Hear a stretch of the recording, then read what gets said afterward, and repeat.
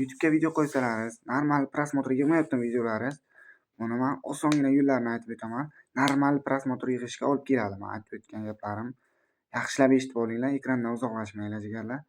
Birinchi yo'li ekranni o'rtasiga olayotgan narsalar, ekranni o'rtasiga to'g'ri kelishi kerak, ekranni o'rtasiga. Kim kirsa ham ekranni o'rtasiga qaraydi-da. Birinchi yo'li. Ikkinchi yo'li qiziqarli bo'lishi kerak. Odamlar kirgandan maza qilish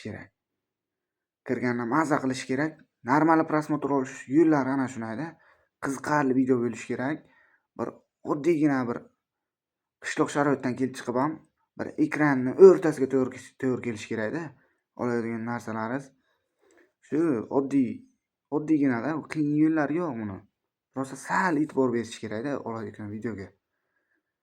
Bundanda qiziq videolarimiz chiqishi uchun, kerakli gaplar aytishim uchun kommentga fikrlaringizni qoldiringlar, like bosinglar.